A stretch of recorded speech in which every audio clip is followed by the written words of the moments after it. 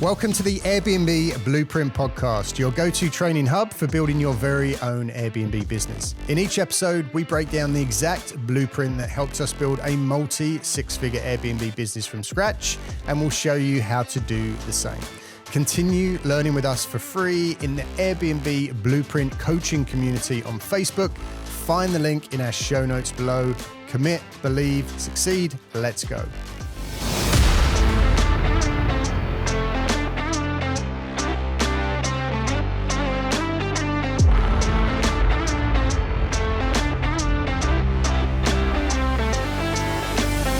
What's up, guys? Welcome back to another episode of the podcast. I'm not going to introduce Pooh as being here again, and we're so lucky to have him because you're a staple of the podcast, but always good to have you here. Thank you. Thank you. Right. You said something that I think might have caught our listeners' attention in the last episode, and it was about a specific deal that we've recently got over the line. And as you were saying it, I was even impressed, even though I'm part of it, because it sounds so amazing. And it made me think that maybe people listening at home thinking, well, God, that is amazing. That those numbers are huge. And how can anyone make that kind of money without needing to own property, without needing 100 grand to get started, without needing investors, literally making more money every month than you could do from a huge high-end bespoke HMO and all of the nightmares that go along with that, and the management and the drugs and the whatever, God knows what else could potentially go in an HMO. All that goes away, and you're still making more money per month from simply connecting left and right, or A and B, and by becoming a master of being able to buy and sell these deals. And I thought people are going to want to hear more about this. How it started, where it came from, what the kind of step-by-step process was. So if it's all right with you, I'd just like to break it down a little bit because I think it would be of interest, just to give you an idea, listening at home, of what you could potentially do. Now, I'm not going to say that you're going to, be doing these kind of deals, straight out, the start of starting this business. Let's be honest about it. It's like any business, right? Whatever you're in, you start small, you start to build, you build the network, you get your experience, your confidence up. It's the same as anything. So we're not talking about you doing this straight out the gate, but there is potential for this kind of stuff. So go ahead and tell us a little bit more detail. It was 40 properties, 42-bed properties, right? Yeah. So, well, I have to say the first thing is, yes, the money is nice, but I would say, for anybody who's doing this, like say for the first time, the aha moment that you get from it, that you realize that, holy crap, I can make money without having to own or rent or manage any properties. That's more than anything. Even if you make like 50 quid out of it, or if you make, a couple £100 out of it, the feeling was the best feeling I could ever had. Because, if you think about like the time that you're involved with the deal, right? And then you manage to sell a deal, you get the money in your bank accounts, you pay it off to the partners. And then it sits there and you're like, I just spent, 15, 20 minutes talking to these people, maybe an hour or something. But that would be the best rate of your time, And I will, that is like, because I never saw you get so happy when we're doing the rent-to-rent stuff about a booking just coming in, like a, nice big chunky booking. You never really got that excited about it, but still now, even if you just do one small deal and you make a few hundred quid off the back of it, you're so happy calling me up like, man, we did it. I know, because say we and what's beautiful about it is this can turn into a recurring revenue. It's not passive income. People get mixed up. It's like, oh, you don't have to do anything. Money rolls in. No, you still have to be involved, but it can be a very simple step. It doesn't take a lot of your time. Let's say if they have already stayed with you, right? And then next time you call them up, said, hey, do you want to extend your stay for the next 28 days? Yes. It takes... I'll raise another invoice. Takes another 2-3 minutes and you get paid 500 quid for it. That is the best 2 minutes I can have, And you know what I'm noticing about it? And we'll get into the ins and outs of the deal in a minute, and we were speaking about this just before we came on to do the podcast. I'm seeing, and no doubt you are as well, when we put out some bits and pieces on social media around what we do. And, Pooh just put out a post the other day about one of the recent deals we did and, what the kind of numbers were like on that and, how much profit there was in it for, compared to the amount of work. And obviously we got some comments that were like really positive and, oh, wow, I want to learn more and this is amazing. This is the way to go. And people are starting to kind of believe it. But also some negative comments from other people that are like balls deep into the rent to rent game, massively committed, over leveraged, working their nuts off to make less money for 10 times the stress. And, and they're kind of jumping all over it and questioning it. And, well, yeah, it's not really passive. And yeah, it's not really as easy as you make out because, there's some jealousy there, right? Yeah. I mean, it's going to be a lie if, you tell everyone that you don't need to do any work at all. And then money comes in easy. It's never the case. You have to work. You have to put a lot of work in. And let's say for these like 40 units that's coming in, right? You're not going to get this deal the first time that you do it. When we did our like buying and selling deal the first time, it was from existing clients. We didn't make a lot of money out of it, but as I said before, it was the light bulb moment that changed everything. Because like when we first entered the business, right? Like what I had in mind right at the beginning is I see the success from other people of having a huge portfolios, and I can only see from the surface of their success. I don't know what's going on behind the scene, because nobody tells you what's going on behind the scene, right? And all I can see, oh my gosh, these guys are so successful because they have massive portfolios, they have massive team. They have to rent a space, maybe, rent an office to manage their team. But then what kicked in afterward when we're in the game, we're like, hold on a second. I don't want to grow a massive team. I don't want to rent an office because that's one of the biggest costs to have ever. If you've grown into a massive rent-to-rent company, if you have your own building that you buy, and then you kind of lease it to the other company, management company that you have, great. I think that's a good thing to do. But if you have a massive rent-to-rent company, then you're gonna have to look into bringing people back in-house.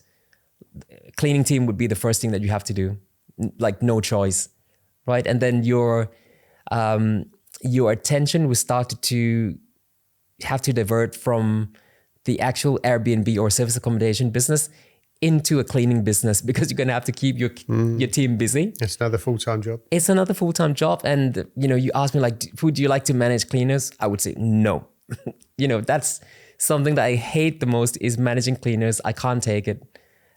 We have to have, facility managers to help to manage the cleaning team again on another layer. But that's another overhead cost to bear. And then you have to bring, if you get so big, right, you have to employ not one or two cleaners, because to make sure that, if one gets sick, then another person needs to be able to help. You might have to have like a maintenance guy at hand as well. And you can't just have one. You're going to have to look into, a few more. So this can kind of diversify into a different beast on its own very quickly. Yes, some people have done it really well and get it, everything under control. I think that's great. But is it the best use of your time? I don't know. I think the best use of our time is selling, buying and selling deals like this. And we're free to do whatever we want. That's the key. So yeah, and I've spoken about it endlessly, right? Is the living over in Spain.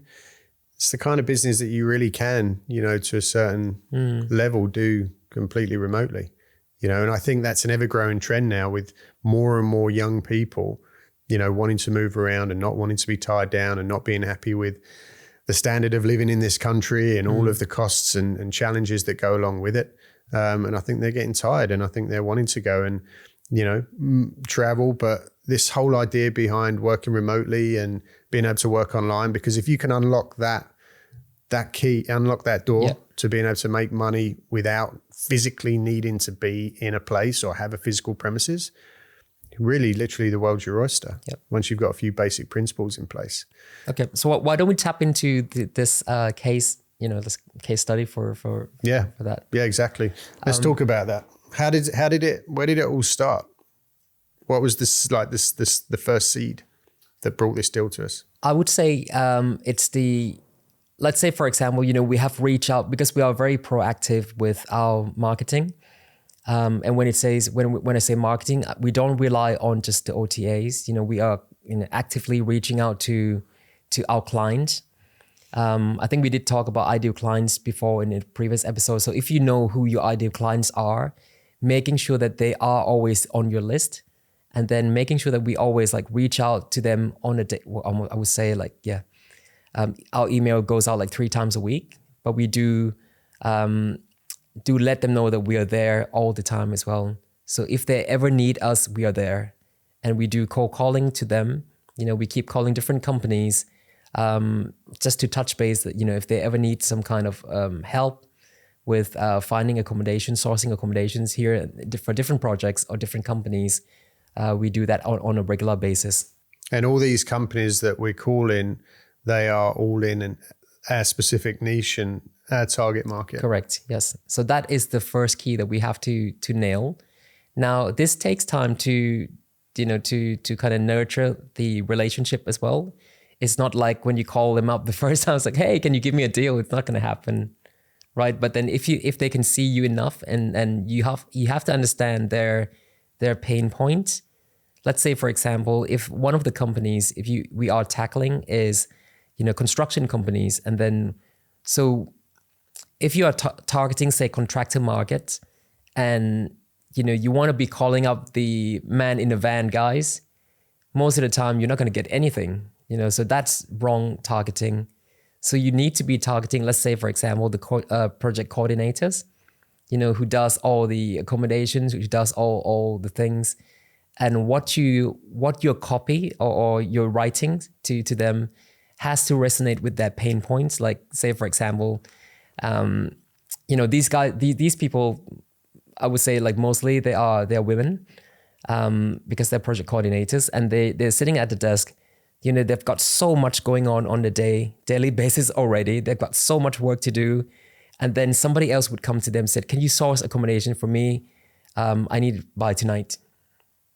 And what did they have to do? Lunchtime, they can't go to the gym. They can't do anything. They have to sit at their desk and scour the booking sites. The whole booking.coms or other different sites, and trying to make decisions and everything, right? But if you have planted a seed in their head to say, look, if you have these kind of things, just give me a call. And I take all that pain away from you. And I'll come back within a couple of hours, get everything all sorted, ready. Option A or B, which one would you like to choose? That is a lot easier to do. And that's what we have done. Yeah. So that's how, with over time, the deal gets bigger and bigger and bigger.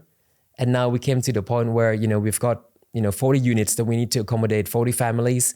The reason being because of the fire in the block that we had to. Let me just, before we move on to that stage, just to come back and highlight, because everything that you just said about the email going out 3 times a week, and the calls that are being made, and the marketing that's going out. I think that is very easy to say, but I think for people that aren't educated or technical, and it's like, what does that mean? How does that work? And I think the difference between success and failure in this is having these systems and having this automation kind of set up. Yes, you do need to, there is, at the end of the day, you do need to physically pick up the phone. Yeah. But there's a lot of stuff as well that can be going on in the background. The email campaigns, for example, I think most people, normal people that work in a normal job where that hasn't been part of their job, it's like, well, how does that, what even is that? How does that work? How do you automate email campaigns to go out with different templates and different information on set days of the week, even down to specific times of the day, telling you whether that email has been opened or not, what the click-through rate is. So guys, what you need to know is that all of that stuff, if you decide that you want to go down this road and you want to come and work with us, we'll help you get all that set up. So all of the email campaigns and building of your funnel and your website in order to create those email lists, because you've probably heard, if you're on social media now, email lists are getting spoken about more and more and more. a lot of people are, first it was, it's all about paid ads and this and that. But I think it's now done a 360, and now it's coming back to the more basic stuff, which is just, you've got to create that email list so that you can be getting emails been going around, for a long time, right? And a lot of problems with people don't use them is that if they become too reliant on the OTAs, and they just keep and wait, this is what we've been taught. We've been told before that just list your property, do listing optimization. Like, how much can you tweak your listing, right? Dynamic pricing, how much are you going to do, right? And then the worst one that, that I hate so much is, why don't you just go walk around the car park? Yeah, really got time for that. Yeah, and then slip the poster or try to take a photo of, the contractor van or something like that, stay at Premier Inns or, Travelodge, and give them a ring. You're targeting the wrong people. Yeah. Because those guys won't make decisions. You need to be, if your niche market is contractors, you need to be targeting the bookers. Honestly, as you say that, I actually, the amount of times I sat around a table in the mastermind that we both done, going back a little while now, and heard the same lines getting regurgitated by different mentors, that it's the same information, it just gets passed around. It doesn't work, but it's just like, well, I heard him say that, so now I'll say it, and she said that, so I'm just going to copy. I just wanted to jump out the window. But the thing is, like what am I paying for it? How many people have the time to go out to the car park and do this on a regular basis? Creeping around in the bushes like some weirdo with a raincoat. The thing is, you can do, but it's not going to be efficient for the time. It's not. So, of course it's not. Yep.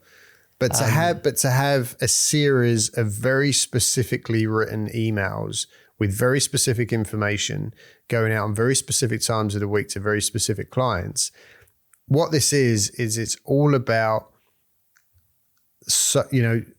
planting that seed over and over and over again, so that these people keep seeing you and keep seeing you and keep seeing you. You become you start again the trust and the reputation. They start believing, okay, this this is the guy that called me a few months ago. This is the guy I keep getting emails from. And then it's all of a sudden it's like, shit, I need a whole bunch of properties. I don't have the time. It's urgent. I'm going to reach out. Yep, exactly. Because I keep getting these damn emails, and that's when the phone rings, and that's when these deals, which we're about to talk about, kind of come from. But at the same time, with our email list as well, you have to clean them up, because when we get, that's why we take a look at different like opening rates and how many people can go through. There's a whole bunch of things to look at. It's not just a coincidence. But my point is that, going back a little bit to what we spoke about in the previous episode, just randomly every now and then thinking, I've got a spare 30 minutes, I'll just make a few calls. That's not how this business works. It needs to be consistent and organized. Everything's got to be tracked. You need all the software running, and, we're going to help you get set up and all that stuff. But it's not as complicated as it sounds. But it is complicated if you know nothing about it and you don't know where to start. That's when you sit there for an hour on Google and end up just closing the computer and going back to your job, because it's just a little bit too overwhelming. Yeah. But anyway, let's get into the some of the detail around this deal. So we had a fire in one of the, had a fire. There was a fire. There was a fire in one of the blocks in I wouldn't disclose the locations, in one of the towns. Which is common, by the way: fires, floods, subsidence, storm damage of these big blocks, and everybody's got to go. And there was another case before as well, 2023. There was a structural, I think it was just the, what was the word for it? They think there's a structural damage to the building. Okay. And they had to immediately evacuate everybody on the buildings. Yeah. So that particular week for the relocation companies, they put everybody on Travelodge, holiday opposite that building. Yeah. And then there's not long a family's going to be happy living in a Travelodge. No. Yep. I mean, everybody was furious.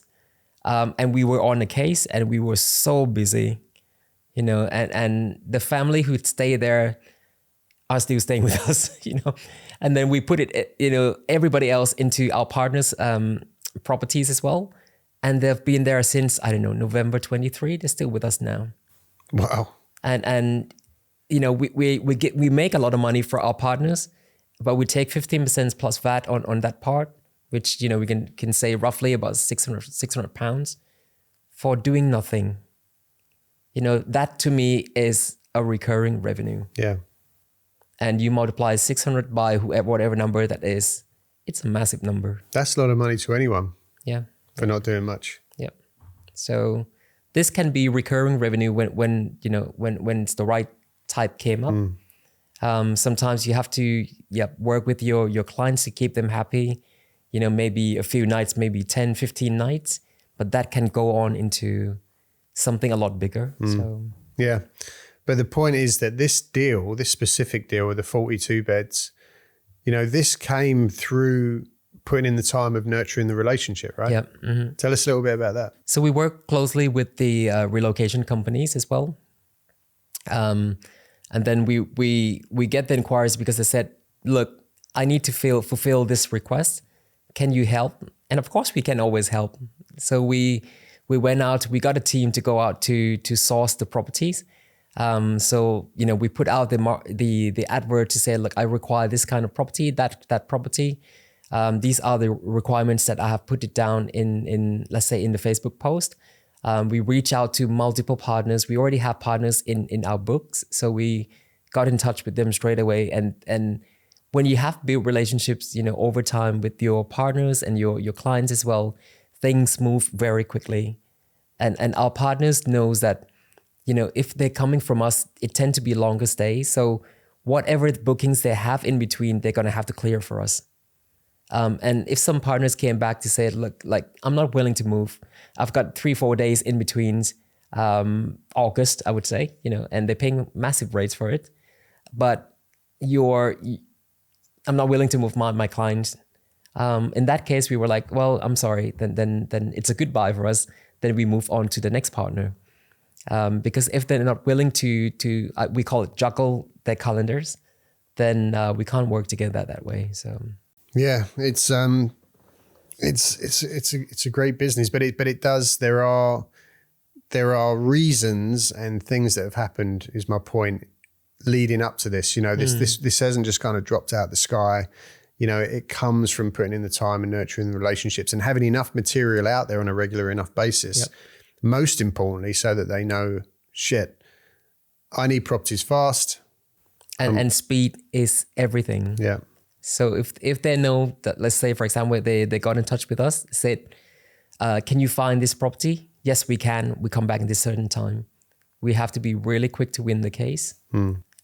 So if you promise to do something, you have to follow through. So, yeah. So that's when, you know, having like a pre-format template things in place, it makes life a bit easier. Yeah. Because you just cut and paste, you know, do the maths very quickly, send it off, that's done. Yeah.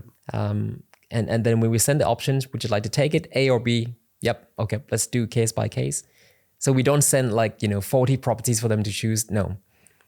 We do in batches, but we said, look, this case, this one would be suitable. Would you like to take it or not? If they would, great. Let's do them. Let's wrap it up, and then we do it case by case. But so so in that way we wrap things up a lot quicker.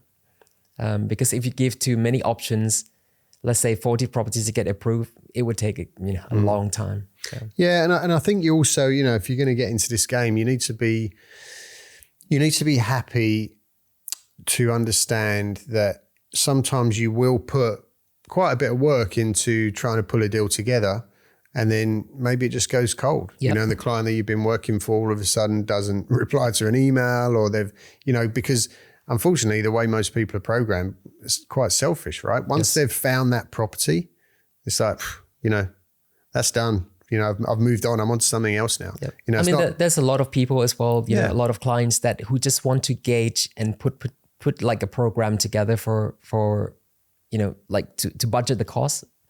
So sometimes you can do everything just for people to budget their bits. So, but once you have been in the business for a while, then you start to get to know the game. Yeah. And then okay, he's budgeting for this, so I don't need to get actual properties. but these are the quotes that we can put together, and here we go. That's what it's going to be. Okay. And then if they like to proceed, then we can talk. Yeah. Okay. All right. So yeah, that was just, to give you an idea, mostly that these larger deals, first of all, yes, it's going to take some time before you get to that level, but it's about having enough hooks in the water with all of your marketing, with your presence, with your website, with your funnel, with your email campaigns, with your cold calling, with your phone calls, with your reach outs, with your networking. And even though it sounds overwhelming and there are stuff and systems that you need to get set up, that's what working with people who are already doing that stuff and are going to help you get that stuff set up, that's the benefit of hopefully coming to work with us if this is something that you want to get involved in, right? So the funnels, which can be scary and overwhelming, the email campaigns, all of that stuff, we've got it taken care of. So all you got to do is turn up and put in the work. Yeah. I think one of the misconception that we get asked quite a lot is like people turn up to that, and then look at the program and they'll be like, is it going to take a lot of my time to do? Which is quite, it's quite strange, quite funny, right? That it's not a good question off the bat, is it? Like you are already in the business, how much more work is it going to add on to existing ones? But if it can make a recurring income that is quite, to me, it is life-changing, and that we can use the cash to reinvest into the business. We can use the cash to buy more properties in that case, then it's a no-brainer, really. Yeah, where do you want to put your time, and your work, what are you doing it for? What do you want your future to look like? That's a good starting point, but that's a whole nother, another episode, and then reverse engineer it. All right, cool. I think we'll leave it there. Guys, thanks for listening. Thanks for watching. Thanks for coming on again. I'm sure you'll be on the next one. And we'll see you next week on another episode of the Airbnb Blueprint podcast. Take care.